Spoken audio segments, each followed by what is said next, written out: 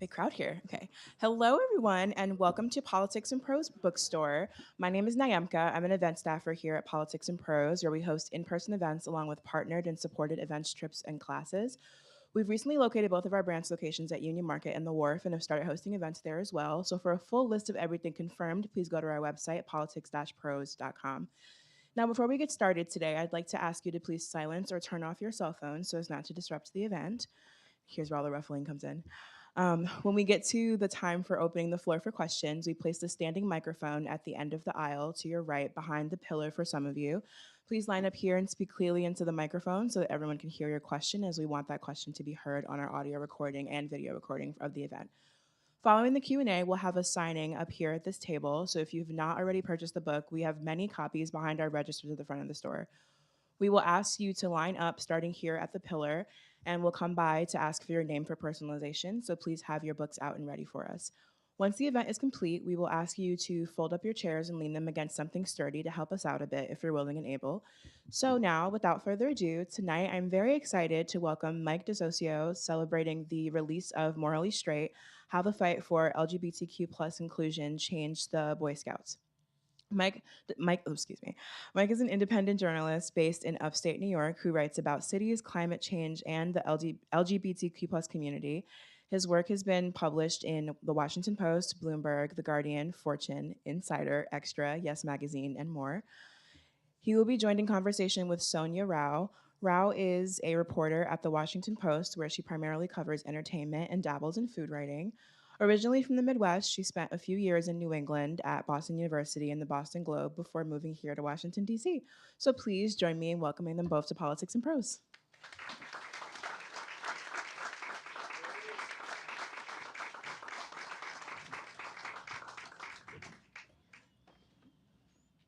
Oh my God, I almost fell over. Hello, everyone. I'm Sonia. This is Mike, as Hi, was everyone. just introduced to you. Fun fact before we begin, Mike and I went to school together. I learned a lot from him. He was the editor at our paper. So I am so honored to be here talking to him about his book. Thanks, Sonia. And, I just wanted to start off, as you guys are probably aware if you read the back of the book, Mike has a very personal history with the Boy Scouts of America. So I just kind of wanted to start there. I wanted to start with hearing about you personally and tell me a little bit about your journey. Absolutely. So, as Sonia said, I've spent almost my entire life in scouting. I joined, as many young boys do, as a 5-year-old when my mom intrepidly started a Cub Scout den for me and a bunch of my classmates, and pretty much didn't stop for 20 years after that. So, really loved the program from the beginning because I felt like it was a bit of a unique space for me where I didn't really do well in sports. I wasn't popular in school. It was kind of this third space where I felt like my skills made sense and I knew how to do it really. So I stayed on all the way through the Boy Scouts, became an Eagle Scout, and continued on for many years past that as an adult volunteer. So this really has been like the defining program experience of my life in a lot of ways, and that's what led me to want to write this book because I felt like I had a really deep connection to the history. And how old were you when you started? When I started the book, I was. When you started scouting. Oh, when I started scouting, I was 5 years old as a Cub Scout. Oh, wow. 5 or 6, I guess, however old you are in first grade. Yes, I think 6. And so going from there, I wanted to ask you as well, from your perspective, just tell me about the Boy Scouts being a part of the social fabric of this country. I mean, I think a lot of us who grew up here we knew Boy Scouts, we're very aware of the organization, but as a part of it, what did it mean to you to be a part of this organization? Yeah, I think you're right that it is kind of a quintessential piece of the social fabric. I know so many people who tell me they, at the very least, were a Cub Scout, maybe even just for a year, or as a parent, they ran their kids' pack or troop. I think it's something that almost everybody touches in a brief way. And yeah, it meant a lot to me because, as I said, it was the social community that made a lot of sense to me growing up. It was a place, especially as I started to understand myself as a queer person, that despite their policies, I actually felt kind of was gentler, a bit more welcoming for me. And that really kind of like steadied me through through school, through some other challenges in my life, I felt like it was something I was really able to lean on, and was a consistent source of support and motivation for me. And just one more question about your journey before we get to the book itself. I wanted to ask you a little bit about, you touch on this early on actually in the book, about this being kind of a space for people who maybe felt like they didn't fit in elsewhere. And you mentioned that today as well. Tell me a little bit more about that experience. About, was that something that you found other kids you were with also felt? Was that, part of the reason your mother supported this journey of yours? Tell me about that aspect of it. Absolutely. So I think I had a really common experience of actually not knowing that I was queer, at the age I joined when I was 6, obviously, but even not for a long time into my teenage years. And yet I still felt, again, that it was a little bit more welcoming than other environments I had access to. And as I reported the book, I found this over and over and over again. Almost everyone I spoke to said, for whatever reason, and especially in certain troops that were kind of, more inclusive, they just felt like they were able to have a more expansive identity, that they were really able to, uh, have this like moral foundation that maybe other activities didn't have. And so a lot of those experiences happened at the same time that there was a national policy prohibiting queer people, but that didn't always trickle down to the culture in specific troops. And so a lot of boys were able to kind of, skate by almost and have this space that meant a lot to them, even if it wasn't technically allowed. Yeah. And so back to the question you started answering earlier, when did it occur to you that this passion of yours and this interest could be turned into a book? Yeah, so this is something that I've been writing about for a very long time. My first article about this was actually in high school, and I recently dug up that article and was not surprised to learn that it wasn't very good, but it was something I always picked up every couple of years through high school, through college.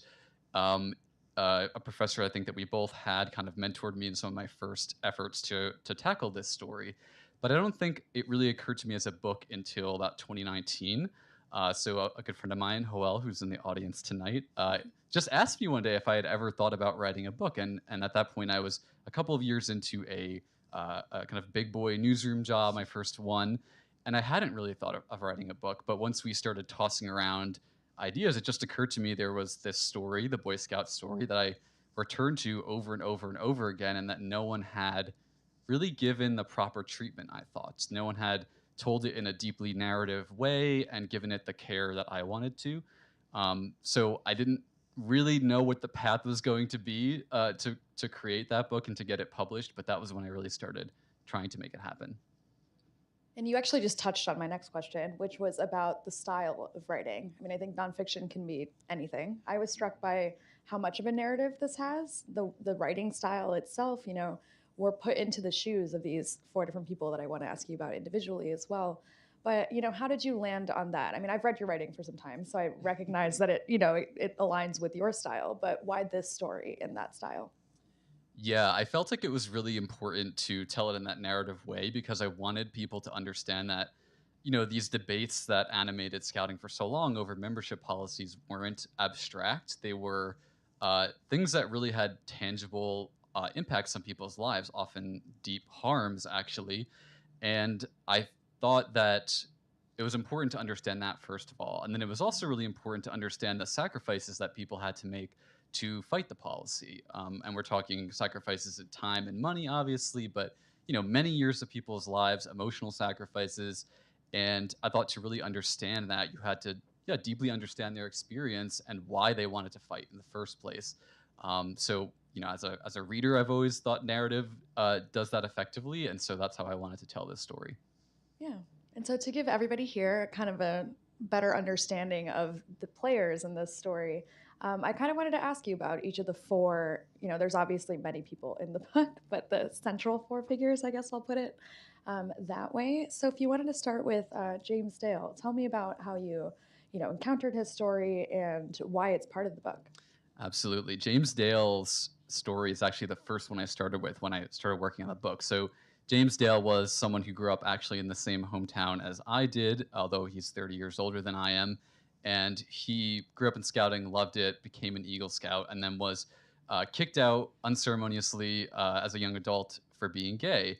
And he ended up fighting that in court and ended up at the Supreme Court of the United States in the year 2000, where he lost his battle. The court found that the Scouts had the right to keep their policy.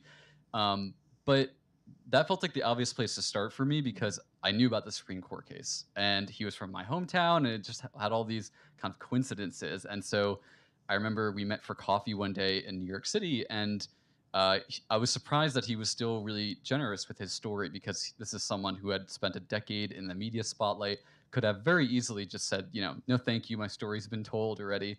But over the course of several years, we had countless phone conversations. We kind of toured our shared hometown together, and I was able to bring his story to life one more time. The second one is Stephen Koza, if I'm saying Koza, that right. I think. Koza, yes, sorry. Yes. So Stephen Koza is really an interesting person. As a teenager growing up in the San Francisco Bay Area, he learned kind of offhand about the policy that the Boy Scouts had, and although he was straight, he felt it deeply conflicted with what Scouting taught him about morality, and he kind of immediately felt called to action. So he started with a petition in his hometown. He wrote a letter to the editor of the Santa Rosa Democrat. And I think because of his age, he was 12 years old when he started this, it caught fire very quickly. And he kind of got wrapped up in this storm of media attention. He did a literal national speaking tour to churches and colleges and basically anyone that would have him.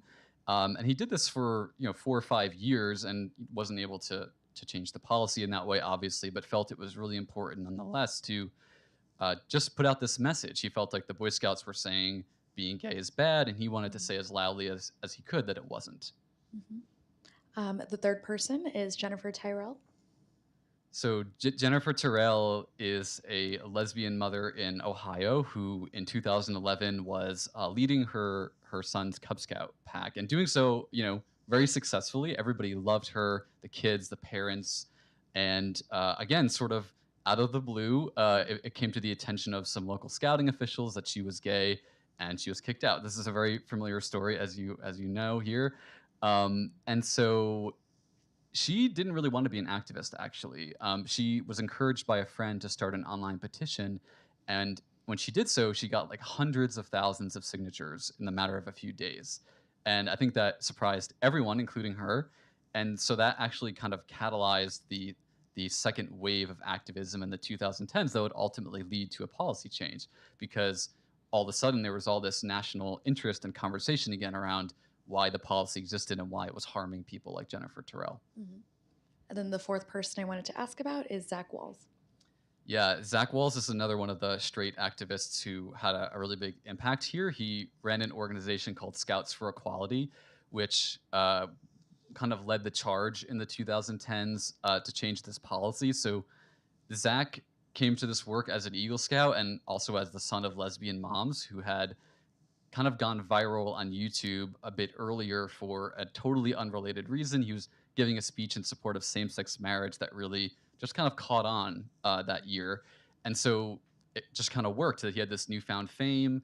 He cared about this issue in scouting, and so he came to lead Scouts for Equality throughout the majority of the campaign. And you mentioned this a little bit when talking about James's story, but with a story like this, with politics like this, people don't always ask to be in the spotlight. Sometimes they're just thrust into it. Sometimes they're just following their heart. I'm curious about, the conversations you had with each of these four people, and I'm sure they were different for each person. Why did they trust you with their story, I guess? Tell me about that side of things as well. Yeah, it's a great question. I will say I was very lucky. Almost everyone who I reached out to was pretty willing to participate, although I think there were still some barriers. I mean, one of which was some of these people who had been in the spotlight for so long really already had their stock answers, and they were used to talking to media. And it took me a very long time, I think, to build up enough trust with them to get past that, to kind of get to the deeper stuff that I wanted. I'm sure it helped that I was a lifelong scouter. I'm sure that helped them trust me. But I think they all felt like even though they were in that intense media spotlight, their stories weren't always told properly, and they were often done in this very quick breaking news environment. And the beauty of a book is you get to revisit that and and correct misconceptions and tell the story in the proper way and hopefully, the definitive way. So I think a lot of people welcomed that opportunity to get their story told properly. Were there specific things you kept in mind to kind of guide yourself in telling their stories to kind of keep that in mind? Yeah, I think I really wanted to challenge myself to not just like take that narrative that I already had in my head because I thought at the beginning, because so much of this had already been covered, that it'd be really easy to kind of reconstruct it and not fill in the blanks. But I thought I just knew the general structure of it, and I was continually really surprised by things that people were telling me, that things that were reported incorrectly the first time around. So I think the lesson I learned was to really keep an open mind to what people were telling me now, Mhm. and be open to changing course with some of these people's stories. Yeah. I have to imagine there were several instances, but what surprised you during this reporting process? What really stood out to you that challenged those, preconceived notions? Yeah, I think the biggest surprise for me actually has to do with the origin of the anti-gay policy. I went into this process assuming, this policy must have always existed. The Boy Scouts of America is a conservative organization. It kind of made sense to me. And what I learned is actually it wasn't created until 1978, which is, quite a long time after the organization was founded in 1910. And so that became a rabbit hole that I really enjoyed going down because there were just so many things that I think were lost to history in that part of the story. I learned that the policy was created sort of by accident in response to two teenage boys in rural Minnesota who were kicked out of their Boy Scout troop, and who fought back, and it created this kind of national news cycle, and that's why the Boy Scouts responded and first created a policy. So that whole piece of the story, I got to go to Minnesota and find one of those men who still lives there, and I just was constantly surprised by what I was learning about that origin. Mhm. And then on a more personal level, was there anything that surprised you about yourself in this process? Anything that you learned about your own experiences with the Boy Scouts, or how you reflect upon that?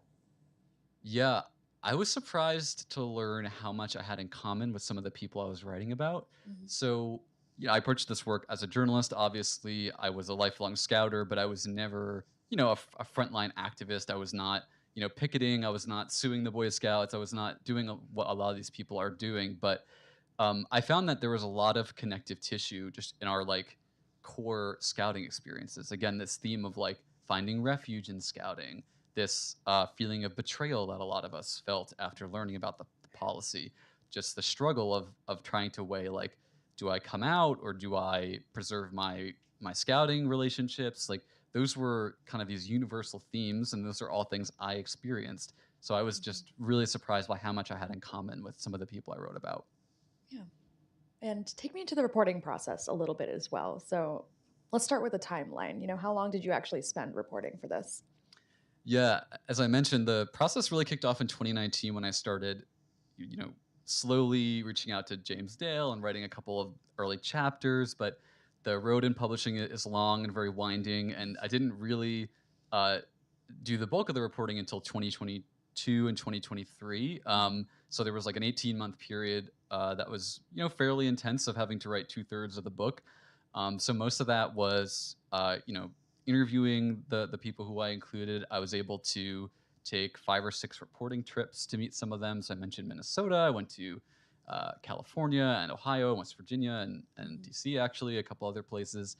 So those were the really cool experiences. I think you mentioned earlier the narrative style of the book. I Yeah. felt like it was really important to see things in person as much as I could because that helped me, gather more detail and really create those scenes.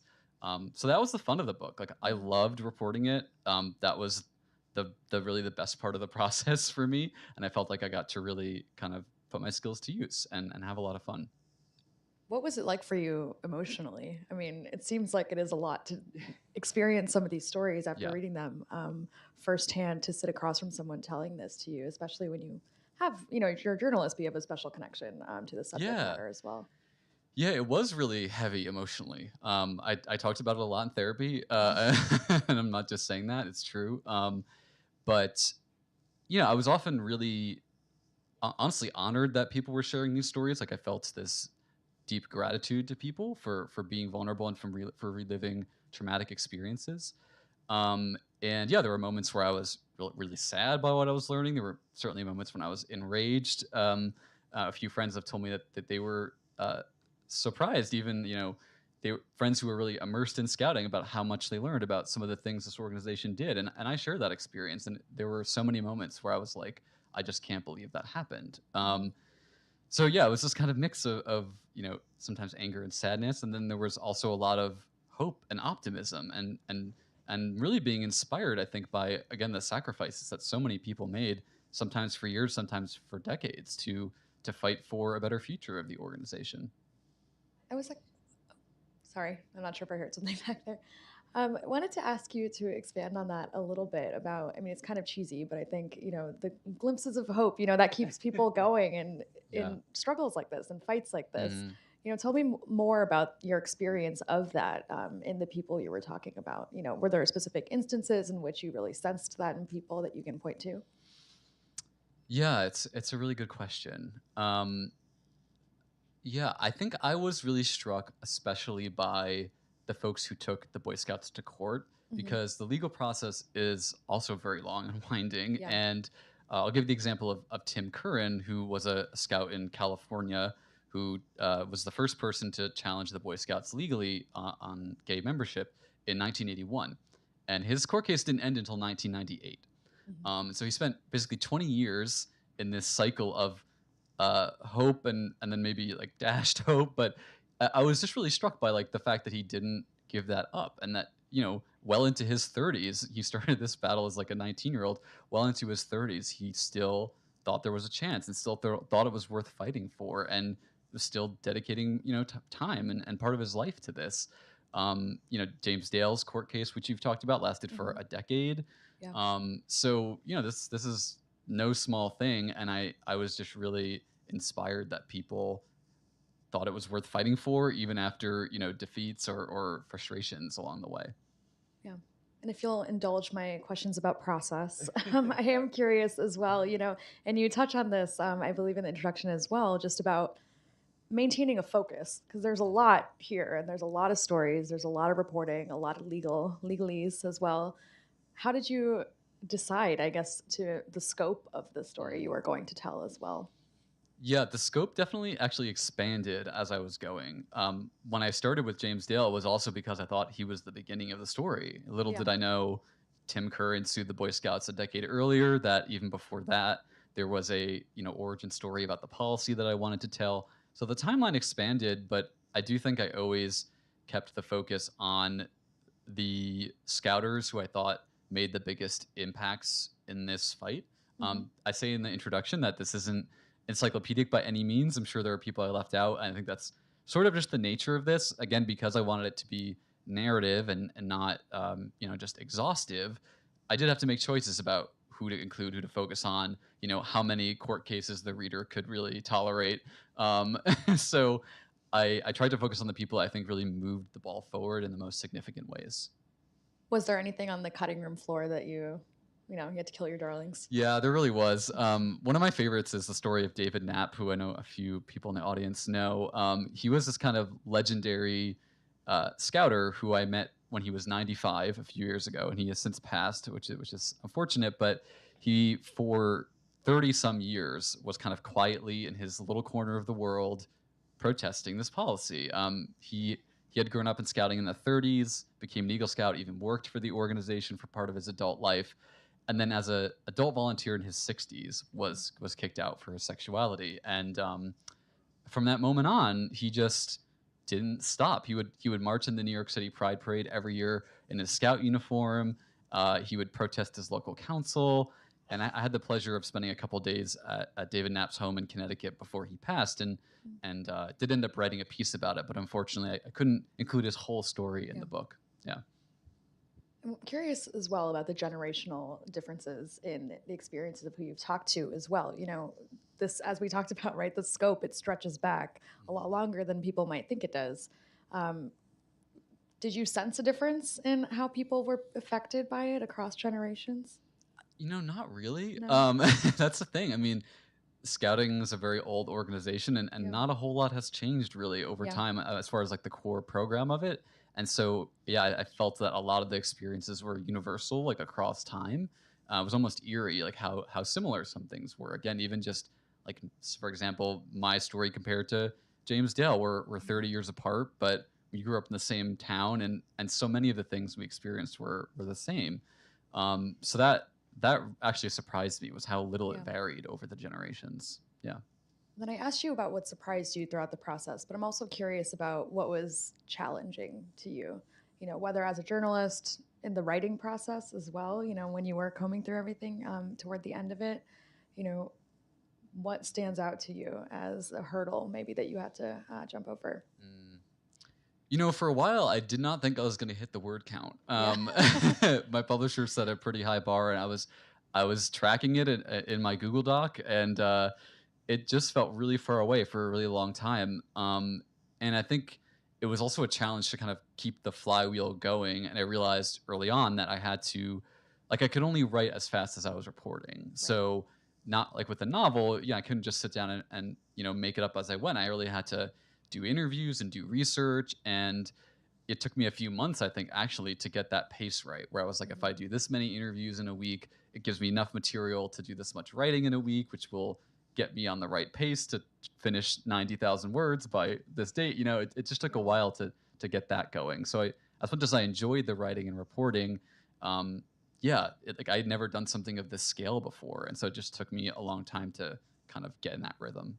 So you wrote and reported simultaneously? Yeah, I did. That felt like the right way to do it to me, because I wanted to write things as they were fresh as I was reporting it.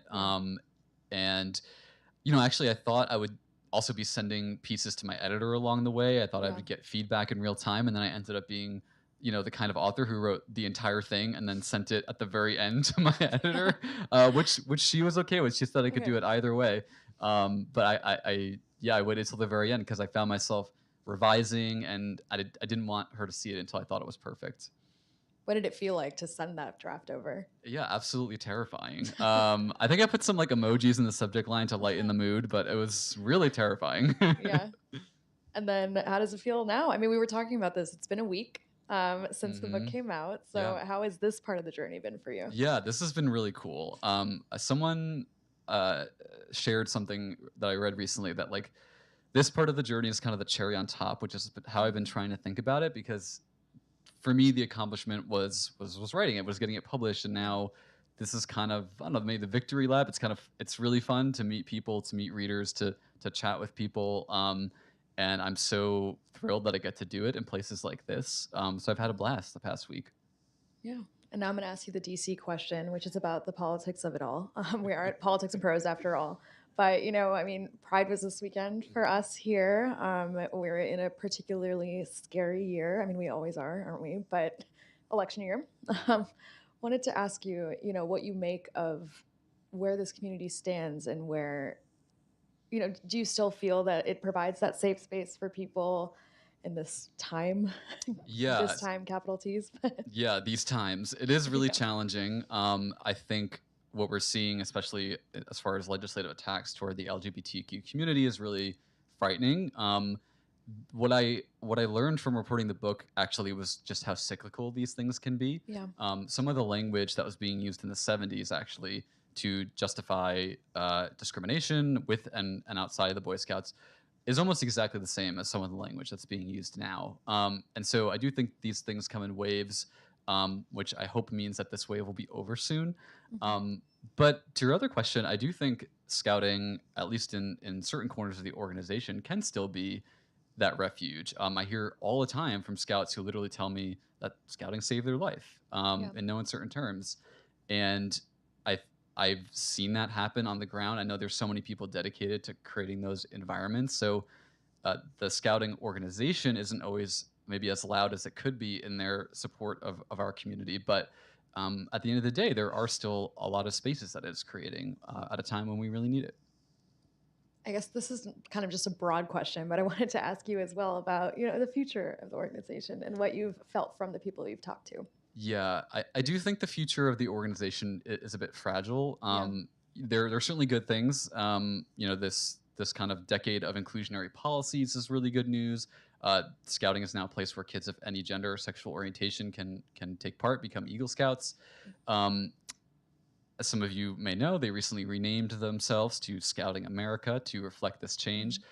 But at the same time, it's been several decades now of turmoil. The Boy Scouts is emerging from a $2.5 billion bankruptcy to compensate sexual abuse survivors, and the gay membership battle itself created a lot of reputational damage. So, membership, took a bit of a plunge during the pandemic. I think it's starting to even out and tick up, but I think it's kind of uncertain where the organization will end up.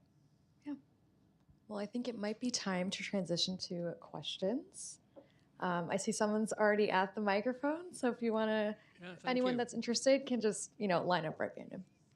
I was a British Scout in the 1950s and 60s, so I'm very curious about what the policies of the scouting in organizations in other countries were in response to the challenge of how to deal with the gay issue.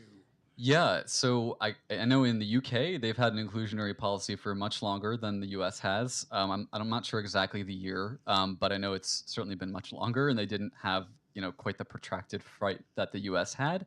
That's common for a lot of I would say the BSA's peer countries, although there are still plenty of other scouting organizations that are still exclusionary toward gay people worldwide. So it is a mix even still to this day. But our neighbors to the north in Canada, the UK, programs like that have been inclusionary toward the gay community for quite some time. Does that imply that they did at times have an exclusionary policy in Canada, the UK, for example? I'm actually not sure if it was quite as explicit as it was in the US. I don't want to venture a guess, but I do know that they certainly didn't fight it quite so hard as we did. Yeah, because of course in my day, I think there was much less awareness of gayness, so it was never an issue. Sure. Never even thought about it, and I know there was no policy back then. But right. So thank you very much. It's Thank you. Very interesting.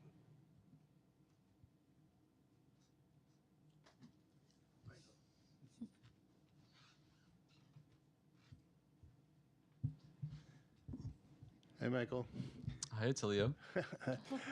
As you know, I had more merit badges to be an Eagle Scout, but I was only a Light Scout, but I was in the Order of Hour and everything, And during the many years that I was in scouting, I never realized of any problem, with anybody being different than I was a kid, And but as time went by, you must have been through a lot of, issues, with.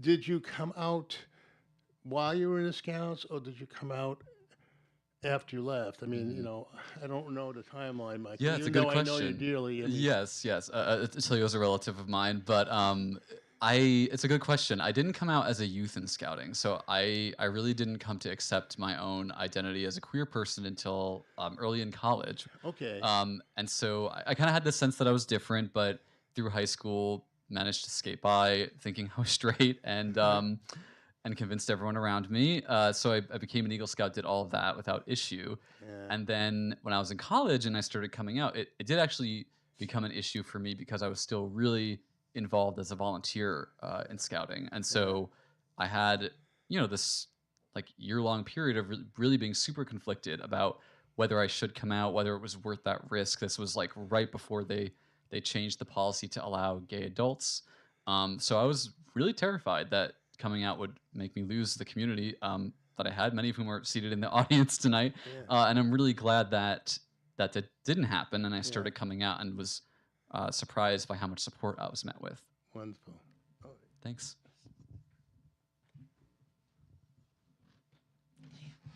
Ooh, yeah, okay. Hi, Mike. Hi, Taylor. Hey. Can you, because I'm not really, I have some guesses, but can you tell me a little bit more about the meaning behind the title? Oh, absolutely. So the title, Morally Straight, is a play on the Scout Oath, which asks Scouts to be, among other things, physically strong, mentally awake, and morally straight. So the Scout Oath is recited by every Scout at every meeting. It has been since 1910. And that phrase really always just meant intuitively to be a good person. Unfortunately, during some of the court battles around gay membership, the organization weaponized that phrase to mean literally straight, heterosexual. They dropped that legal argument after a time, but the title is kind of a way of reclaiming the phrase for its original meaning. Interesting.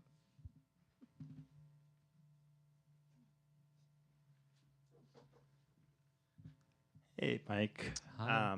So I think that's actually an interesting segue into my question, which is you spent a lot of time on the book on the court cases and the legal battles, which ultimately all kind of fail.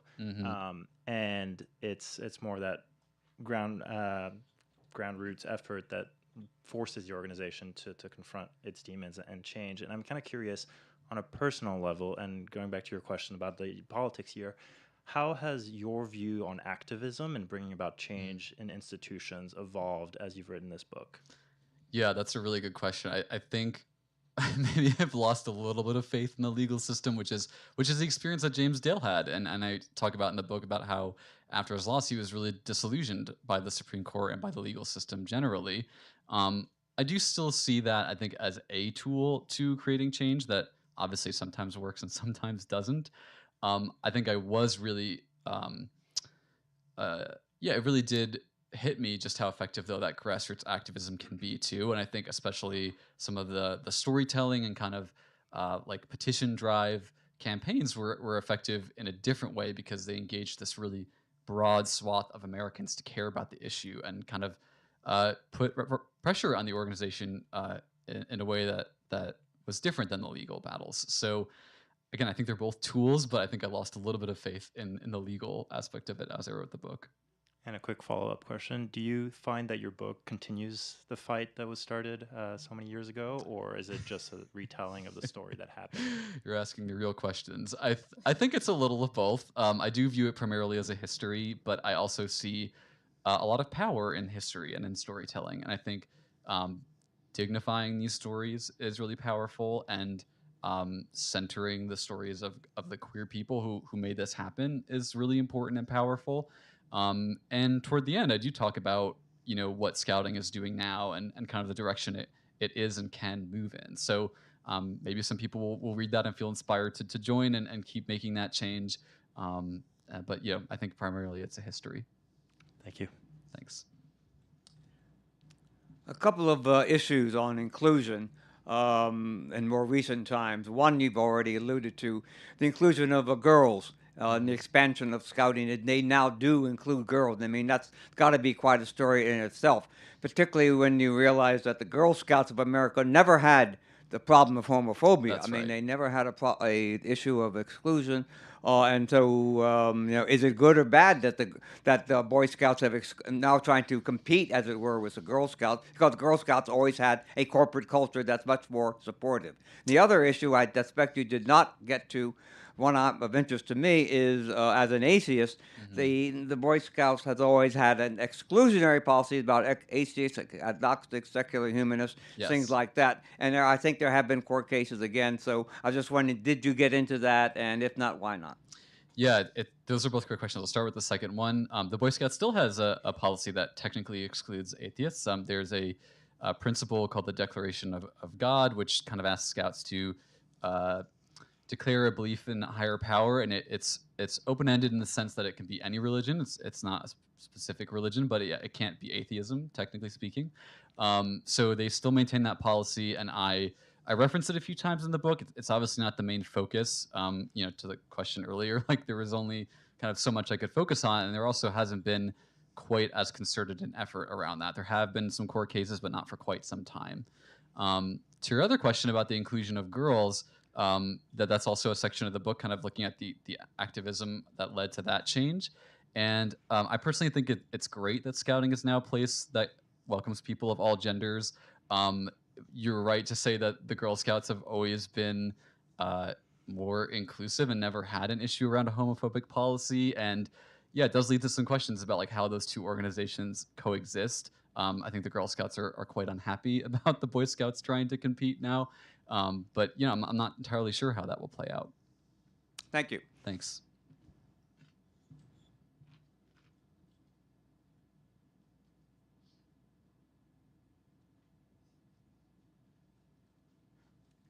Hi, Mike. A couple of your Hi. stories where it seemed like really focused on those who were gay. You mentioned a lesbian couple.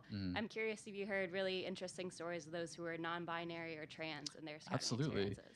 Yeah, it's a great question. So one of the really key stories I tell is Ryan Andreessen, who is a non-binary scout that was denied the Eagle Scout rank, right before the deadline, basically. And that story really catalyzed the campaign. I would say in 2012, it really created a lot of outrage that someone could, do everything necessary to become an Eagle Scout and then be denied at the very last minute.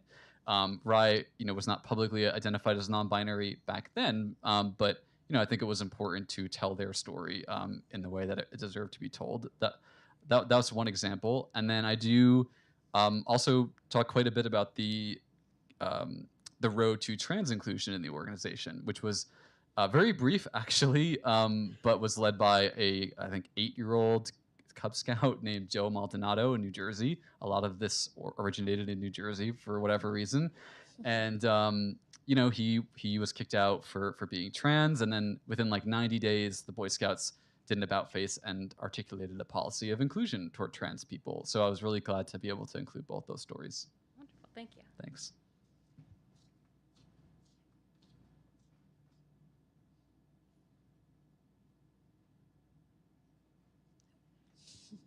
Hi, Mike. Hi. I was a Girl Scout up until late high school, and as when I was a younger Scout, a lot of the badges that my troop earned were very gender normative. We learned sewing. We learned, I think there was a babysitting badge, and now it's been really great to see the Girl Scouts Association create new badges. There's one for STEM, there's one for coding, and teaching new skills. I was wondering, and apologies if it's covered in your book, I'm very excited to get into it, but how has Scouting, the Boy Scouts of America, adjusted their own curriculum over the last few years? Yeah, I would say it's evolved in similar ways. It's not a huge focus of the book, but yeah, they've developed kind of programming of merit badges around STEM and like engineering and things like that in similar ways. That the number of merit badges I think is at about 150 right now. It's truly like a mind blowing number of things. And I think this was kind of evident. Last summer traveled to the National Jamboree in West Virginia, and the range of tents on display. There's like welding in one corner, and then across the street there's like robotics. So I think it evolved in a really similar way. Cool. Thank you. Yep.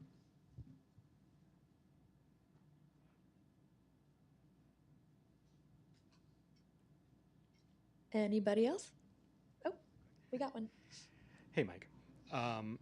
As someone who worked with you previously at the National Jamboree. Back in the day. Back in the day. Yeah. I was just wondering if you see, obviously membership has dipped a good bit. Some of it's COVID and some of it's reputational damage to the organization. Do you see a path forward for the organization?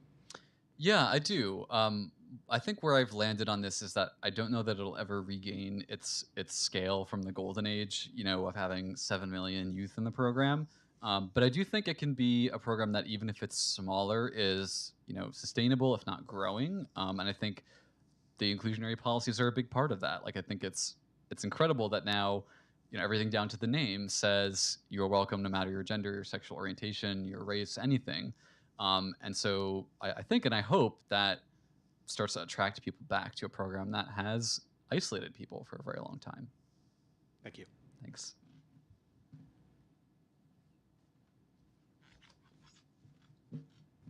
Hi, Mike. Hi. As a journalist, can you speak a lot about the writing process? How do you turn the journalism skills, which is that quick, we got to get it done, to a writing process that took years? Yeah. And how did you kind of decide how you would do it in blocks, et cetera?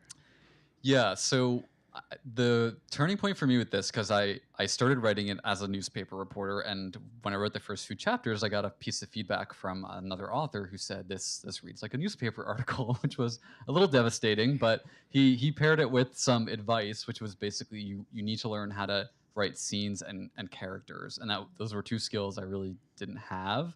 And so I think it took me a while to start figuring that out and learning how to gather enough detail that you could create those scenes and characters. So that was, I think, the biggest challenge for me of the writing process. And then as far as just like, the nuts and bolts of pacing it, like I had 18 months from when I got my book contract till my deadline to turn in the manuscript, which is quite a long time, but I was working, my regular job in addition to that. So I just created like this big calendar essentially, and I said, I'll have a month or two for this chapter, a month or two for that chapter, and for the most part stuck to that. Again, once I got that flywheel going of like having enough reporting to support the writing, I dedicated a couple days a week to writing, and at the end of the 18 months, I had a book. One other question? Sure. I know it's still early and the book just came out. Any backlash, considering the environment and the toxic world that we're in now? Any backlash even at this point? Yeah, it's a great question. Not really.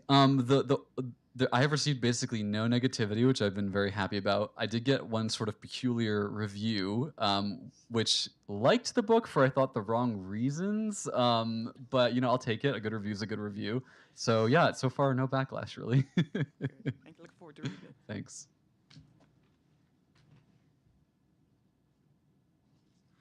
I actually am curious about the chapters. Were there any chapters that you had to return to, on your calendar, like any ones you want to call out as the like extreme accomplishment of yours to have finished? Oh yeah, I did return to a lot of chapters, and some of this was because like over time I would like get a new source and be like, oh, I wasn't expecting that person to talk to me, and then add new context in.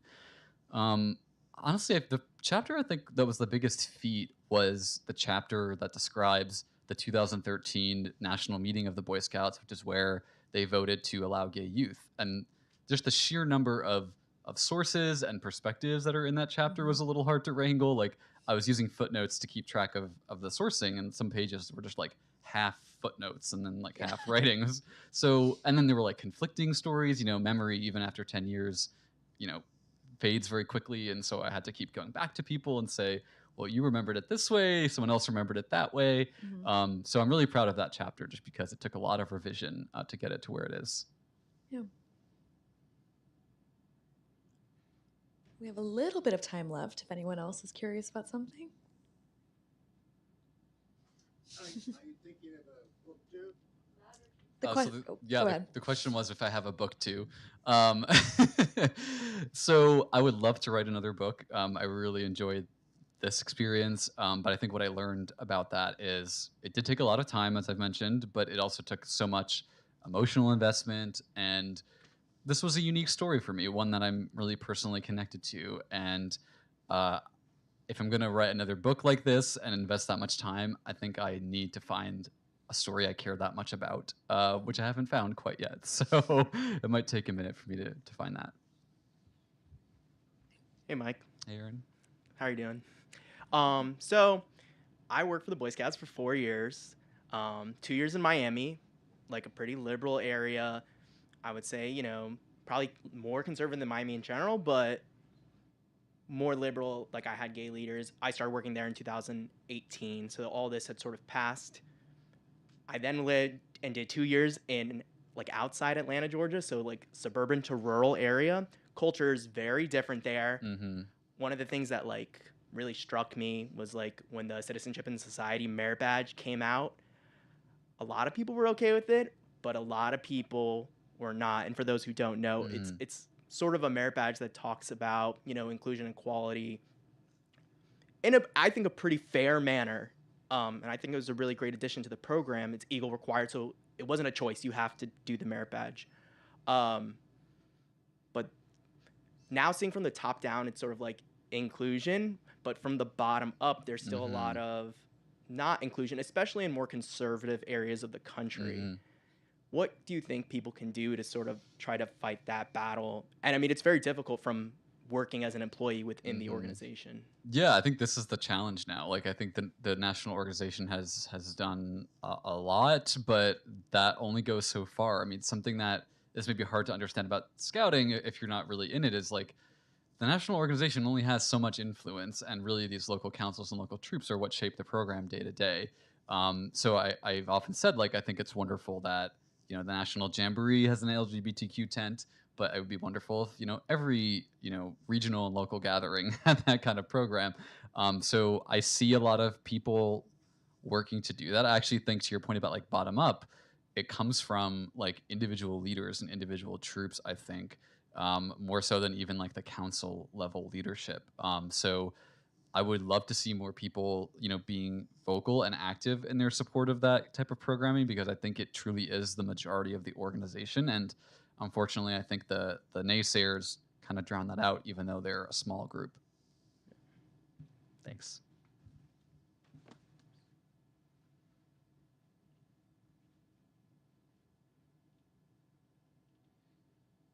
Anyone else? Just want to make sure we don't skip anyone. All right. Well, I think it's time to get signing. Thank you, Mike, for Thank you answering so our much, questions. Sonia.